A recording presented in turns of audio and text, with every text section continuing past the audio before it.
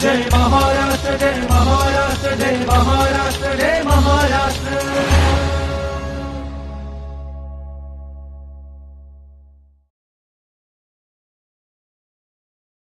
नमस्कार। माहिती व जनसंपर्क महासंचालनालयाच्या जय महाराष्ट्र या कार्यक्रमात सगळ्यांचं मनपूर्वक स्वागत करते। मी डॉक्टर मृण्मयी भजक। हिंद दी चादर श्री गुरु तेग बहादूर साहिबजी म्हणजेच शीख धर्माचे 9वे धर्मगुरू, त्यांचे 350वे शहीदी समागम वर्ष सुरू आहे। या वर्षानिमित्त महाराष्ट्र शासनाने राज्यस्तरीय कार्यक्रमाचं आयोजन केलेलं आहे। ह्या कार्यक्रमामध्ये अनेक समुदाय एकत्र आलेले आहेत। सीख, सिकलीगार, सिंधी, बंजारा, लबाना, मोहियाल, वाल्मिकी, उदासीन, वारकरी संप्रदाय असे अनेक संप्रदाय यामध्ये एकत्र आलेले आहेत। नक्की या कार्यक्रमाचं स्वरूप कसं असणार आहे आणि सगळ्यात मुख्य म्हणजे हे सगळे समुदाय एकत्रपणे या कार्यक्रमामध्ये सहभागी कसे होणार आहेत याविषयी आज आपण जाणून घेणार आहोत। आज आपल्या बरोबर आहेत हिंद दी चादर श्री गुरु तेग बहादूर 350वी शहीदी समागम राज्यस्तरीय प्रदर्शन समितीचे सदस्य तथा उपजिल्हाधिकारी जयराम पवार सर। सर नमस्कार। नमस्कार। कार्यक्रमात आपलं मनापासून स्वागत करते। सर, मुळात ही हिंद दी चादर हा कार्यक्रम आहे, महाराष्ट्रभर तो राबवला जाणार आहे, देशभर होतोय, तर काय त्याचं आयोजन आहे, नियोजन आहे? मुळामध्ये शीख धर्माचे 9वे गुरु गुरु तेग बहादूर यांचे 350वे शहीदी समागम वर्ष पूर्ण देशभरामध्ये साजरा केला जातो आहे। आणि विशेष करून महाराष्ट्र सरकारने बंजारा, लबाना, सीख, सिकलीगर, मोहियाल, वारकरी संप्रदाय या सर्व समाजांना मिळून हा कार्यक्रम साजरा करतोय। हा कार्यक्रम साजरा करण्याचा मुख्य उद्देश शासनाचा असा आहे की साधारणतः 17व्या शतकामध्ये गुरु तेग बहादूर यांना ज्या पद्धतीने शहीदी दिली आणि श्री गुरु तेग बहादूर हे राष्ट्रासाठी लढले, त्यांनी म्हणजे त्यांनी आपल्या शरीराचं शिर दिलं पण ते झुकले नाही। म्हणजे समोर क्रूर प्रशासन होते आणि त्या शासनाला सुद्धा त्यांनी झुगारून पूर्ण देशातील जनतेची त्यांनी सेवा केली। आणि सेवा करत असताना हे जे सर्व समाज आहेत, विशेष करून गोर बंजारा समाज आहे, शीख आहेत, सिकलीगर आहेत, लबान आहे, मोहियाल आहेत, वाल्मिकी समाज आहे आणि वारकरी संप्रदाय, विशेष करून आपल्या महाराष्ट्रातून जे भगत नामदेव होते यांनी वारकरी संप्रदायाची पताका पंजाबपर्यंत नेली। ह्या सर्व समाजांनी मिळून त्यावेळेस गुरु तेग बहादूर यांना एक साथ दिली होती उत्तम प्रकारे। आणि येणाऱ्या पिढीसाठी या समाजाचा इतिहास आणि गुरूंचे जे काही कार्य आहे हे माहिती व्हावं याच्यासाठी शासन हे कार्यक्रम साजरा करतोय। नक्कीच सर, तुम्ही जसं म्हणालात की त्यावेळी त्यांनी अगदी वयाच्या 14व्या वर्षापासून त्यांनी खरं तर हा लढा दिलेला आहे, हे आपल्या सगळ्यांना माहिती आहे। सर, यामध्ये वेगवेगळे समुदाय जे एकत्र आले त्याच्यामध्ये गोर बंजारा समाज हा एक आहे समाज, तर त्याबद्दल सांगा की कशा पद्धतीने त्यांचा सहभाग आहे? याच्यामध्ये आपल्याला गोर बंजारा समाजाचा इतिहास कसा आहे याबद्दल आपल्याला माहिती घेणं गरजेचं आहे। हो। या समाजाचा जर आपण अभ्यास केला तर इसवी पूर्व म्हणजे ऋग्वेदामध्ये या समाजाला गोर या म्हणायचे, पणी म्हणायचे। त्याच्यानंतर आपल्याला माहिती आहे की शर्मा आणि पणीतला एक सुंदर ऋग्वेदामध्ये डायलॉग पण आहे। त्याच्यानंतर यतुमती म्हणायचे। आणि हा समाज इसवी पूर्व काळापासून ऋग्वेदामध्ये ऋग्वेदापासून यांचे लिखित पुरावे आहेत।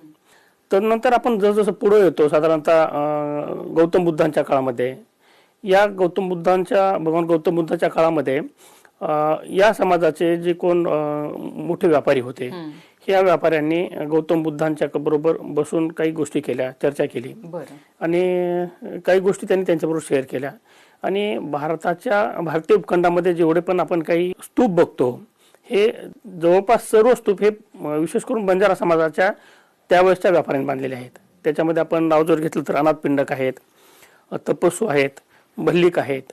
म्हणजे हा समाज गौतम बुद्धांच्या काळामध्ये होता आणि गौतम बुद्धांनी या बंजारा समाजाबरोबर व्यापार सुद्धा केलेला आहे। तिथून पुढे आपण जर आलो पुढे साधारणतः 6व्या शतकामध्ये आपल्याला माहिती आहे की चीनी प्रवासी होते हुएनसांग, त्यांनी भगवान गौतम बुद्धावर अभ्यास करण्यासाठी चीनमधून इथं आले। त्यावेळेस बंगालवर शशांक गोर हे बंजारा समाजाचे राजे होते। त्यावेळेस जे आपले दिल्लीच्या बाजूला ठाणे सर ज्याला आपण कुरुक्षेत्र म्हणतो, या कुरुक्षेत्रावर राजा राजवर्धन यांचं राज्य होतं आणि इकडे मालवामध्ये गुप्तांचं राज्य होतं। त्या काळामध्ये गौर नावाचा वंश त्या ठिकाणी होता आणि तो पर्टिक्युलरली बंजारा समाज होता. नंतर आपण पुढे साधारणतः 7व्या शतकात जर आलो तर 7व्या शतकामध्ये आपल्याला गौड वहो नावाचा एक प्राकृत ग्रंथ मिळतो. त्या गौड वहोचा अर्थ असा आहे की गौरवध, आणि हे राजा वाकपती यांनी लिहिलंय. म्हणजे 7व्या शतकामध्ये गौर वंशाचे बंजारा समाजाचे लोकांचं बऱ्यापैकी राज्य होतं. बंगालमध्ये होतं, त्याच्यात ओरिसामध्ये होतं, अशा देशाच्या विविध भागामध्ये पसरले होते. तिथून पुढे जर आलो आपण, म्हणजे थोडक्यात ऋग्वेदामध्ये पणी, यतुमती, गौर्या असा उल्लेख केला आहे. पुढे हर्षवर्धन यांच्या काळामध्ये यांना भंडीच या नावाने उल्लेख केलेला आहे, श्रेष्ठी नावाने उल्लेख केलेला आहे. पुढे गौर उल्लेख केलेला आहे, कुठे गुप्त उल्लेख करतात, बंजारा उल्लेख करतात, अशा वेगवेगळ्या नावाने वेगवेगळे आहेत. आणि हा समाज असा म्हणजे सुरुवातीपासूनच हा समाज व्यापारामध्ये आहे.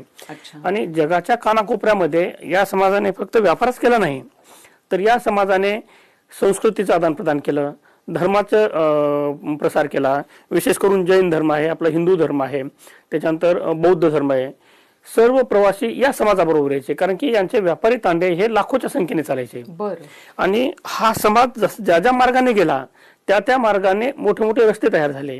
आज आपण जे नॅशनल हायवेज बघतो भारतामधले, इव्हन भारतीय उपखंडातले हे सर्व रस्ते, ज्याला आपण सिल्क रूट म्हणतो, आपल्या भारताचे प्रसिद्ध इतिहासकार कानिटकर होते, त्यांनी या सर्व मार्गाला लमान मार्ग असं म्हटलेलं आहे इतिहासामध्ये. आणि या लमान मार्गाच्या माध्यमातूनच या बंजारा समाजाने व्यापार केलेला आहे. म्हणजे एकंदरीत पूर्ण देशभरामध्ये हा समाज विखुरलेला आहे. आणि या समाजाने साधारणतः पुढे 14व्या शतकामध्ये 14व्या-15व्या शतकामध्ये गुरु नानकजी यांचा उदय झाला आणि गुरु नानकजी यांच्या बरोबर हा समाज जोडला गेला. जोडण्याचं कारण असं दिसून येते की इतिहासातली जर आपण पानं चालली तर असं दिसून येते की साधारणतः जुलमी राजवट होती, अत्याचारी होती, शेतकरी हैराण झाले होते, त्यांनी वेगवेगळे कर लावले होते आणि याला कुठेतरी शह द्यावा म्हणून हा समाज गुरु नानकजी यांच्या बरोबर जोडला गेला. आणि तिथून मग शिखांचे सर्व जे 10 गुरु आहेत, या 10 गुरूंच्या बरोबर हा समाज जोडला गेला. या समाजाकडे जर आपण यांचा इतिहास पाहिला, आपल्या भारताची जी काही जीडीपी होता 17व्या शतकापर्यंत, हा 24% जीडीपी होता भारताचा. आणि ज्या देशाने आपल्या देशावर राज्य केलं, इंग्लंड, त्या देशाची देशाचा जीडीपी हा फक्त 8% होता इंग्लंडचा. म्हणजे इंग्लंडच्या 3 पट जीडीपी आपला 17व्या शतकामध्ये भारतात होता. आणि या जीडीपी मध्ये या बंजारांचा जो काही व्यापार होता, या व्यापाराच्या माध्यमातून जो काही शासनाला, देशाला उत्पन्न मिळायचं, तो जवळपास 14 ते 15% जीडीपी होता. हा खरंच तुम्ही आता इतके मुद्दे सांगितलेत, म्हणजे एक जीडीपी बद्दल सांगितलं, तसंच नॅशनल हायवेज आज आपण बघतो तर तेही तेव्हा कुणीतरी निर्माण केले होते किंवा त्या वाटा तयार केल्या होत्या की ज्याचे आज मोठे रस्ते झालेले आहेत. सर, आपण हा सगळा इतिहास सांगितलात की हे सगळे समाज वेगवेगळ्या वेळी शीख धर्मगुरूंशी जोडले गेले. 9वे धर्मगुरू आणि 10वे धर्मगुरू ह्यांच्याबद्दल थोडंसं सांगा ना. साधारणतः 8व्या गुरूंच्या मृत्यूनंतर 9व्या गुरूंच्या गुरु कोण असतील याबद्दल त्यावेळेस मोठा वाद निर्माण झाला. आणि या वादामध्ये त्यावेळेस लबाना समाजाचे जे सर्वात मोठे व्यापारी होते भाई मक्कनशाह लबाना यांनी पंजाबमध्ये बकाला आहे, त्या बकालामध्ये हा वाद सुरू असताना त्यांनी या 9व्या गुरुचा शोध लावला आणि गुरु लाधोरे असं त्यांनी जोरानं सांगितलं. आणि मग त्या ठिकाणी बऱ्याच लोकांमध्ये वाद होता की मी गुरु होणार, आणि तो वाद त्यांनी त्या ठिकाणी तो मिटविला. म्हणजे थोडक्यात आपण असं पण म्हणू शकतो की शीख इतिहासामध्ये 9व्या गुरूंचा शोध हा भाई मक्कनशाह लबाना यांनी अतिशय व्यवस्थितपणे हाताळलेला विषय दिसून येतो. कारण त्यावेळेस प्रचंड मोठी लढाई होत होती, पुढचे गुरु कोण आहेत, वेगवेगळे गुरु तयार होऊन बसले होते. आणि त्यावेळेस मग हा वादाचा मुद्दा होता आणि तो मुद्दा त्यांनी व्यवस्थितरित्या हाताळला आणि 9व्या गुरुचा त्यांनी थोडक्यात शोध लावला. आपण नंतर 9व्या गुरुच्या नंतर पुढचा जर कालावधी आपण पाहिला तर भाई लक्कीशाह बंजारा होते. हे ते बंजारा समाजाचे होते, ते वडत्या गोत्राचे होते. आणि इतिहासामध्ये त्यांची अशी नोंद आहे की ते आशिया खंडातील सर्वात श्रीमंत व्यापारी होते त्यावेळेस. आणि त्यांच्याकडे त्यांच्या तांड्यामध्ये 4 लाख बैल, त्याच्यानंतर 1 लाख व्यापारी करणारे लोक राहायचे. आणि त्यांचा तांडा हा पूर्ण असा व्यापार करत जायचा. मग त्यांच्या व्यापारामध्ये मग ते दगड असेल, वीट असेल, माती असेल, सोने असेल, सागरी पदार्थ असतील, आपले मसाल्याचे पदार्थ असतील, कापूस असेल, म्हणजे सर्व वस्तूंची ते ने आण करत. म्हणजे इतिहासामध्ये असं पण म्हटलेलं आहे की लखीशाह बंजारा यांच्याकडून ते त्यावेळेस तत्कालीन राजे काही कर्जाच्या रूपाने पण पैसे घ्यायचे. म्हणजे एवढे ते श्रीमंत होते. आणि या लखीशाह बंजाराने जगातला सगळ्यात मोठा किल्ला बांधला लोहगड नावाचा. तो आजही उत्तर भारतामध्ये आहे, पंजाब आणि हरियाणाच्या बॉर्डरवर. आणि आता एकंदरीत असं संशोधनात दिसून येते की भारतामध्ये 50 लोहगड किल्ले आहेत. 50 लोहगड किल्ले आहेत. आणि हे सर्व लोहगड किल्ले हे लखीशाह बंजारा आणि या बंजारा समाजाने बांधले. ते पूर्णतः या लमान मार्गावर, व्यापारी मार्गावर बांधलेले आहेत. विशेष म्हणजे किल्ले तर बांधलेच, त्यांनी दर 40 ते 50 किलोमीटरवर विहीर आहे, बारव आहे आणि तळ आहे आणि सराय आहे.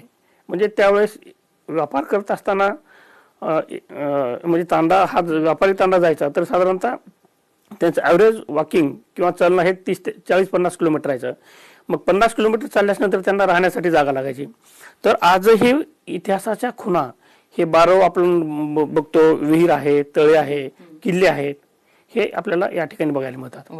आणि या लखीशाह बंजारांनी ते जे लोहगड किल्ला आहे हरियाणा इथं, तर भाई लखीशाह बंजारा आणि गुरु तेग बहादूर यांच्या नावाच्या जे काही शिलालेख आहेत ते शिलालेख पण त्या ठिकाणी काही विहिरीमध्ये सापडलेले आहेत.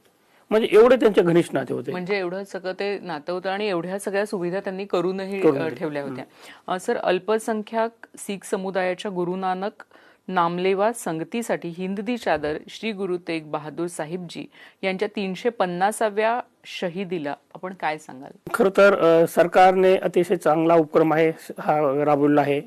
भारतामध्ये विशेषतः महाराष्ट्रामध्ये हे जे समाज आहेत, शीख आहेत, सिखलीगर आहेत, बंजारा आहे, लबाना आहे, मोहियाल आहे, त्याच्यानंतर वाल्मिकी आहे, सिंधी समाज आहे आणि वारकरी संप्रदाय. तर या कार्यक्रमाच्या निमित्ताने हा सर्व समाज एकवटला आहे. एकोप्याने राहताना हा समाज दिसणार आहे आणि एक भविष्याची एक चांगली मुहूर्तमेढ या कार्यक्रमाच्या माध्यमातून रोवली जाणार आहे हे निश्चितपणे दिसून येते. बरोबर आहे सर. सर, गोर बंजारा समाज, शीख समाज यांचं नातं कशा पद्धतीचं होतं? गोर बंजारा समाज आणि शीख समाज हे तत्कालीन परिस्थितीचा जर विचार केला आपण तर ते एका नाण्याच्या दोन बाजू आहेत.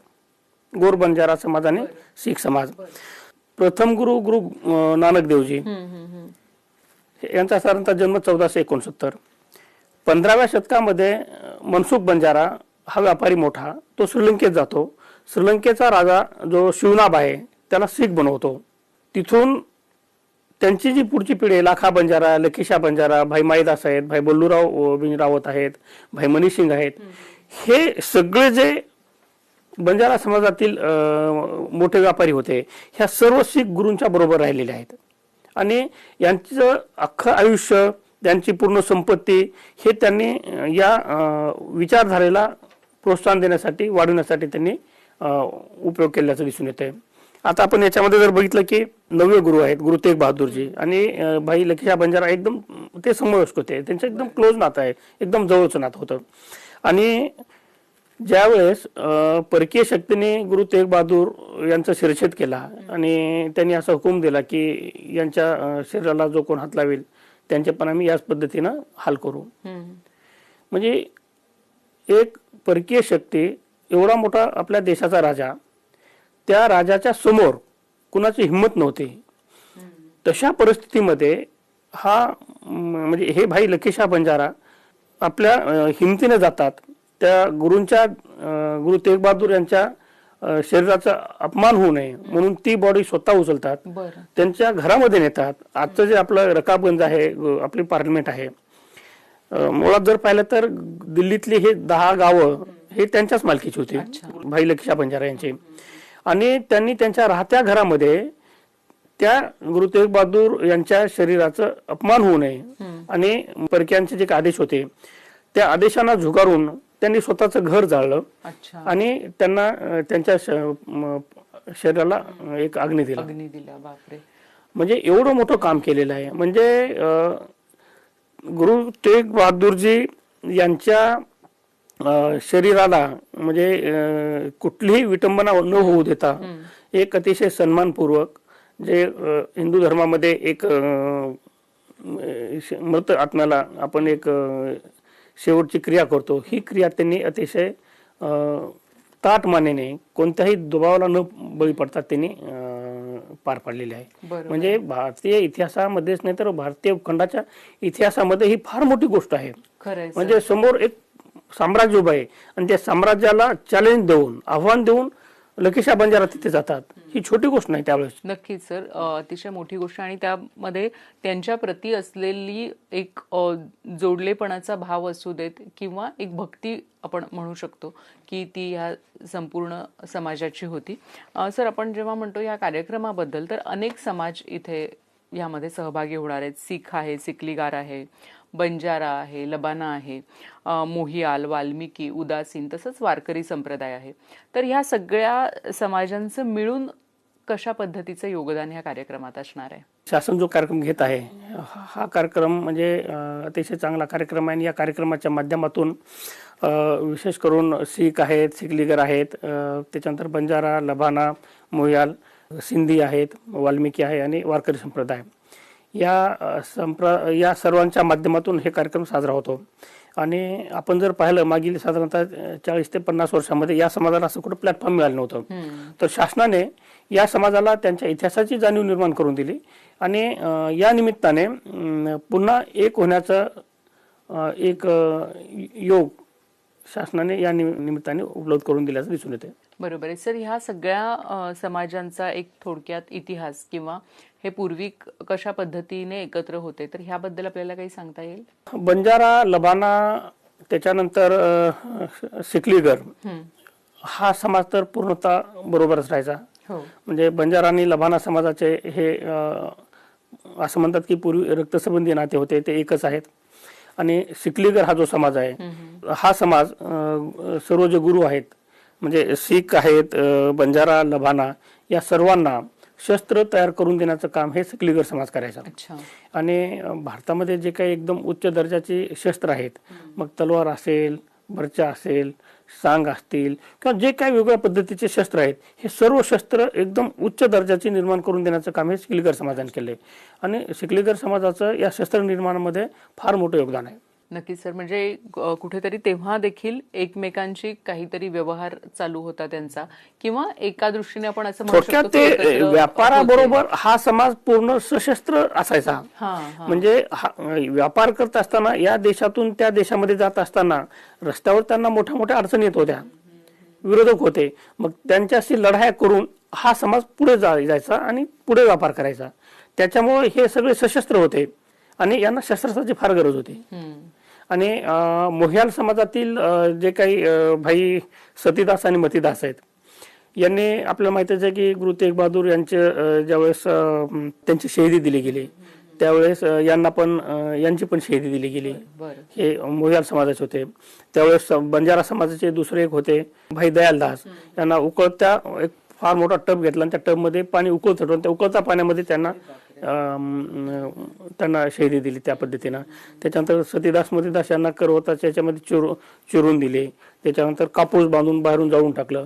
म्हणजे अतिशय क्रूर पद्धतीनं ह्या परकीय शक्तीने यांना शहादत दिलेली आहे. खरं तर ही शहादत म्हणजे अशी शहादत घडलेलीच नाही भारतामध्ये, असा विचार करायला हरकत नाही आपण.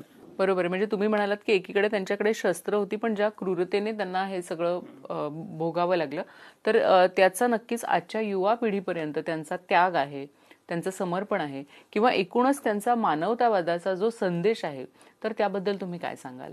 गुरु तेग बहादूर, बंजारा समाज, लबाना समाज, सिकलीगर समाज हे ज्यावेळेस म्हणजे व्यापारानिमित्त बाहेर जायचे ह्यांची कन्सेप्ट हीच होती की विश्वबंधुत्व आणि मानवता हे दोनच धर्म पकडून चालायचे. विश्वबंधुत्व आणि मानवता म्हणजे जो व्यक्ती भुकेला आहे त्याला खायला द्यायचं, जो व्यक्ती तहानलेला आहे त्याला पाणी द्यायचं.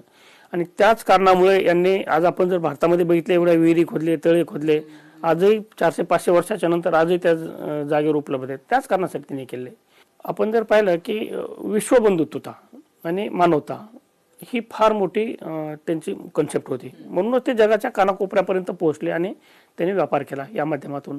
इतिहासामध्ये जर काही पानं आपण चालली तर असं दिसून येतं की जगाच्या 57 देशामध्ये बंजारा समाजाने या शीख धर्माचा, शीख विचारसरणीचा प्रचार प्रसार केलेला आहे. म्हणजे ज्या ज्या ठिकाणी तुम्हाला जुने गुरुद्वारे दिसतील त्या त्या गुरुद्वाऱ्यामध्ये बंजारा समाजाचा, लबाना समाजाचा हा सिंहाचा वाटा आहे. बरोबर आहे. म्हणजे पूर्ण जगातील 57 देशांमध्ये त्यांनी हे सगळं केलेलं आहे. सर, या कार्यक्रमाच्या निमित्ताने तुम्ही आपल्या दर्शकांना काय सांगाल जाता जाता? शासनाने अतिशय सुंदर कार्यक्रम आयोजित केलेला आहे. या निमित्ताने मी एवढं सांगेन की असा योग परत परत येत नाही आणि शासनाने स्वतः होऊन सर्व समाजांना संधी दिलेली आहे. आणि या निमित्ताने समाजामध्ये एकोपा, समता, विश्वबंधुत्व हे राहणं गरजेचं आहे आणि त्यामुळे शासनाचा हा उद्देश निश्चितच सफल होणार आहे. नक्कीच. धन्यवाद सर, तुम्ही इथे आलात आणि खूप ही सगळी महत्त्वाची माहिती होती. ही बरीचशी कदाचित माहिती देखील नसेल की कशा पद्धतीने ह्या सगळ्या समाजांनी एकत्रित येऊन काम केलेलं आहे आणि कुठेतरी तोच संदेश आपण ह्या कार्यक्रमामधून देखील याच्यात आणखी एक महत्त्वाची गोष्ट सांगायची अशी आहे की जे शीख धर्माचे पवित्र ग्रंथ आहे गुरु ग्रंथ साहिब, त्या गुरु ग्रंथ साहिबामध्ये बंजारा समाजासाठी 100 पेक्षा जास्त श्लोक त्यांनी दिलेले आहेत. एक पुस्तक मी या ठिकाणी आणलेलं आहे जे हरियाणा शासन गव्हर्नमेंटने हे रिलीज केलेलं आहे. बंजारा शब्द का गुरु ग्रंथ साहिब में उल्लेख.